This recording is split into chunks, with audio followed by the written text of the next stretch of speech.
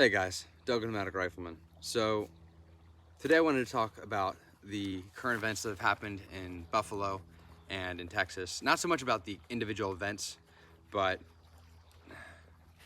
my thoughts on the general issue of the Second Amendment and what society's interactions with the Second Amendment are. Because it's my opinion that right now society's fronting the bill for our rights without understanding why, what it gives them, and without seeing any actual benefit or return to the communities that it's taking tragedy from. So right now, your average person that isn't, particularly involved in the Second Amendment one way or the other, right now they're seeing on the news that 20 kids have been killed, or whatever the number is. The number doesn't matter. There's children that have been ripped away from their families via violence from a rifle or a firearm, or some asshole that decided to go out and be a complete piece of shit. And not only, and then within just a week or so prior, some insecure weasel of a kid decided that it was his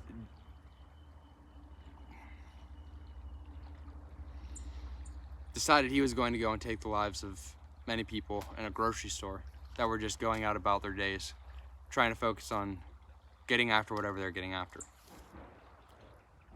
So when you're a normal person that sees tragedy after tragedy after tragedy, and to the best that you can tell, the benefit of that tragedy, the benefit of the risk of the tragedy happening, having rifles, right, or having assault rifles or whatever you want to call them. And the nomenclature doesn't matter, because if you're talking about Second Amendment rights, then you're talking about weapons of war. Whether or not your selector goes one or two positions, safe to fire or safe to fire to full auto, it really doesn't make a difference on an intermediate caliber shoulder fired weapon. Because anyone using an M4 or AK pattern rifle that knows what they're doing is running that thing on semi-auto. So practically speaking, it doesn't matter what you call it. And your rights are for weapons of war, so act like it. That being said, so all they're seeing is tragedy, and the benefit of having that risk of tragedy is a bunch of buttholes having cool toys that can also rip a child out of the arms of a family. And that's what they see. And when you say, well, we need those guns, and they say, for what? And you say, for that thing that might potentially happen that hasn't happened really in decades, if as far as your average person is going to know, it starts getting really hard to justify the cost that they're seeing. So first of all, let's talk about what is the Second Amendment. So the Second Amendment, roughly, is a well-regulated militia being necessary for the security of a free state. The right of the people to keep and bear arms shall not be infringed. So we have well-regulated militia. So that means a militia, an armed body of non-government affiliated, at least not directly, people, that is armed properly, trained appropriately, and capable of performing whatever mission intent they have. Okay?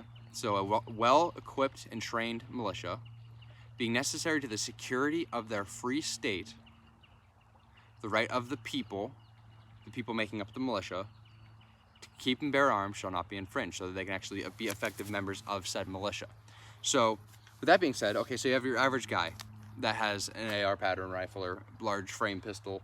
This is technically a pistol. If you want to talk about that later, about how ridiculous our gun laws are, we can talk about that. And if you're concerned about me showing an AR pistol on camera now that those laws might change, if those laws change, that's either going to get registered as a short-barreled rifle, or it's going to get converted into a legal 16-inch rifle. I'm not going to mess around with those laws, because the ATF does not play fair, and I don't feel like playing their game, at least not from a point of issue. So that being said, so a well-regulated militia being necessary to the security of a free state. So what is your average person that is owning, let's say, body armor or a chest rig? You got your quote-unquote high-capacity magazines, which of course we all know these are standard capacity 30-round magazines. It's what the AR pattern rifle is designed around. So these are the standard capacity magazines, but if you don't know anything about guns and you don't understand what these rifles are intended for and what they give our society, then all you see is, why do you need 30 bullets that can, do these horrible things? So that being said, so you have your body armor, you have your AR pattern rifles, you have your medical equipment. Why do you have all this stuff, and what is it giving you? What is all that for? Well, what are you using it for? What part of free state are you working towards with that equipment? Now, everything I say in this video, I'm talking to myself as well, just to be clear. But what are you working towards the security of a free state with? Is it a hypothetical, maybe one day I might need that stuff? Fair. Are you training for that hypothetical situation? Do you have friends to train with for that hypothetical situation? And should you be waiting for the worst case scenario to be a value add to your community? I'd hope not. So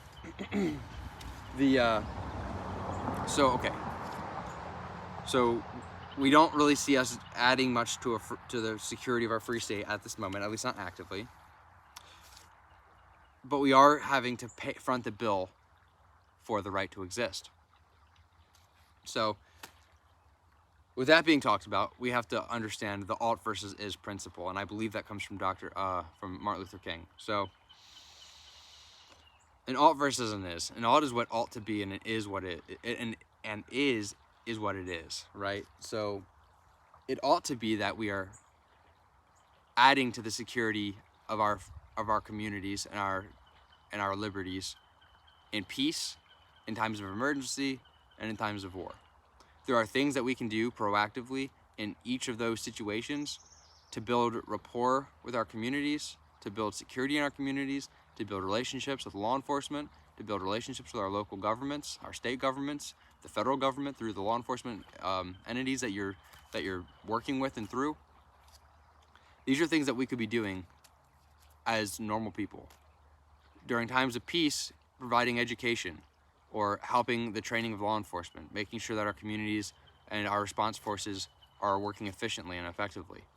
We could be taking up parts in education and just general well-being, familiarity with medical equipment and all kinds of other things within our communities. During times of emergency, when we're preparing for ourselves to be able to be independent bodies, we could be setting back supplies for our neighbors as well, so that in times of emergency we can be a value add to our communities, just helping to distribute water, food, shelter, security, all these things that are needed during times of emergency and during times of war speaks for itself. So that's the alt, and we already have talked about the is. So we need to start looking at how do we start going from our current reality where society's fronting the costs of these rights, and an awful and hard to pay costs.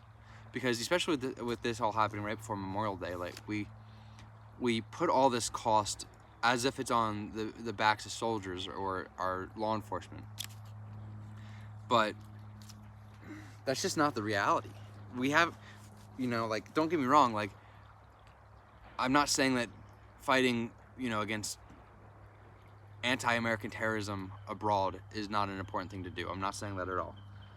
But what I am saying is that the military is not currently actively protecting our rights any more than, people supporting the Second Amendment are.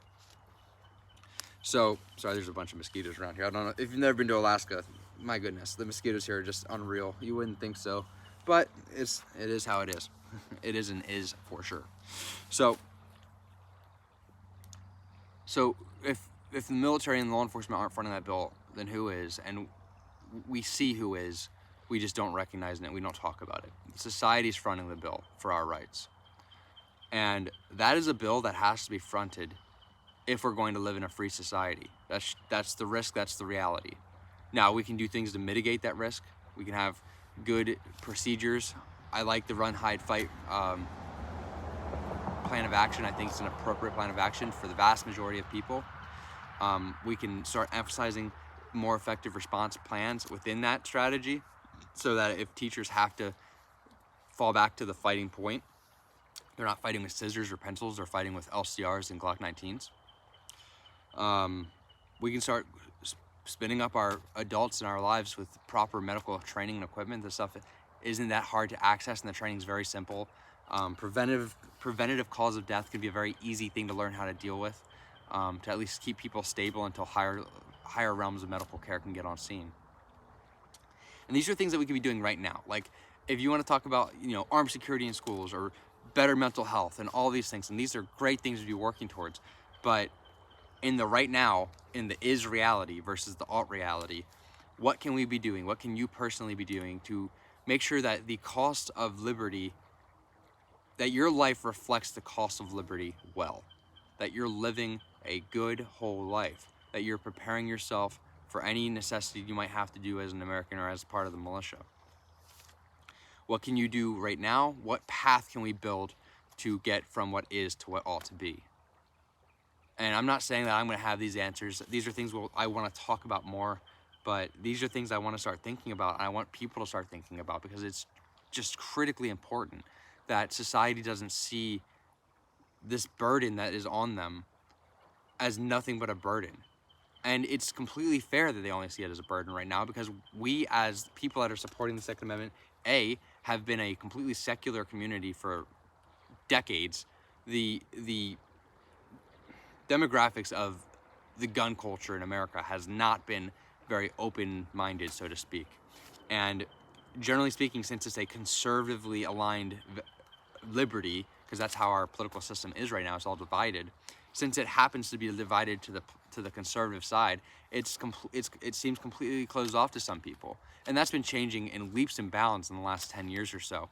And that's wonderful, and we need to keep pushing that. Even if it makes you uncomfortable, or even if it goes against your personal opinions. I have deeply conservative values. I do not agree with many things that are aligned to the left-hand side of politics. It doesn't change the fact that I don't want them enforced at the end of a barrel, right? Or I don't want my values enforced at the end of a gun barrel. And I don't want the security and the freedom of movement that firearms give me to not be given to the people I disagree with. Because I want those people, if they're ever going to come to my way of thinking, I don't want it to be coerced out of them with violence or threat of it. I want them to come to that conclusion with clearness of heart and clearness of mind. And if you're trying to legislate your moral opinions, your moral standing sucks. Like, if your moral standing has to be legislated, you're messed up, man. You're backwards. And that way of thinking is dividing these rights away from people, so that the extreme side of the Second Amendment, the full-on militia side, is delegated all the way out to the extreme right. That was the wrong way. Right's this way, but directions such. So like I said, I'm not saying I have all the answers, but we need to start thinking about this.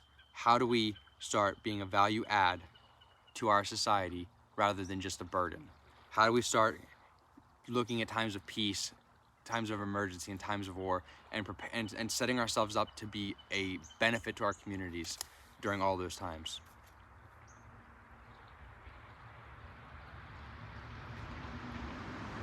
Yeah, that's pretty much all I have to say about that, I suppose. I'm fairly tired.